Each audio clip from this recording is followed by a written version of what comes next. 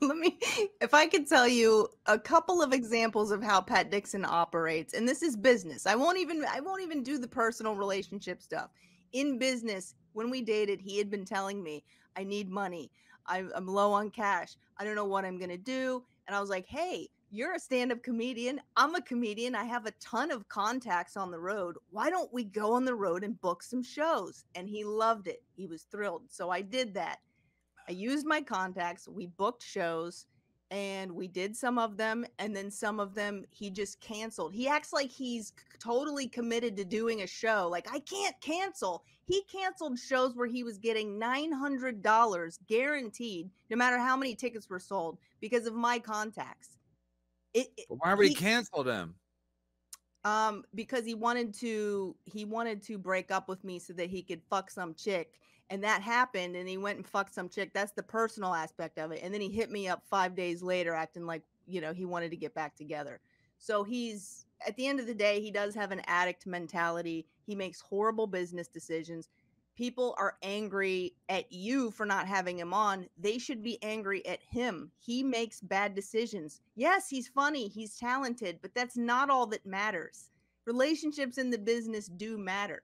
So if he can't, he knows what he did. He's just trying to justify it and make you look crazy. I've fucking been in that position, both with. So wait, he would cancel gigs to fuck another woman? Yes, absolutely. That's where his. Well, what would he tell you? What would he tell you? Why would, I mean, were you with him and he said, I got to cancel this? No, he would just break up with me, which meant the show was canceled because he's not going to work with me.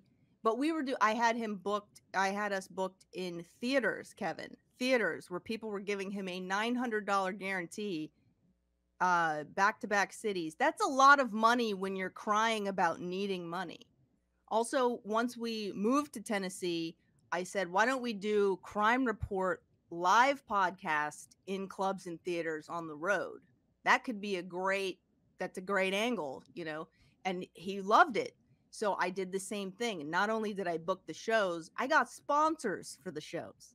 So I was contacting local places, asking them to pay us money to get shout outs on the shows. So we go to show up to the shows. He's very irresponsible. He's late. He doesn't call a sound guy to set it up. The shows are starting 45 minutes late. Then he doesn't even record the episode. So he basically stole this money from the sponsors. I mean, it's a mess. He's a mess.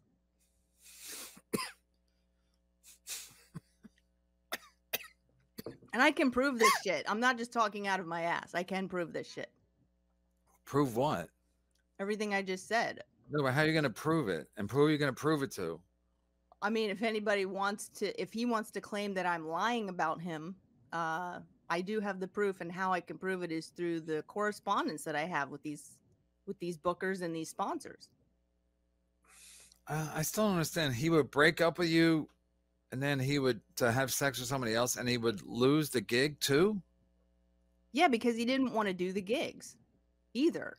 And Why? then literally, why didn't he want to do? I don't know, because it's money. He didn't say like, I don't want to do these gigs because this. He just didn't give a fuck that I had set this up, if you know what I mean. Like, it wasn't a priority for him, even though he was crying about needing money. And they would cancel, and then you would call the theater, go, we broke up, we can't do the gig? No, I wouldn't tell them that. I would just say I had to come up with an excuse, like, he only wants to do compound media gigs from now on. I'm sorry. But yeah, I would have to call those contacts and cancel. Yeah.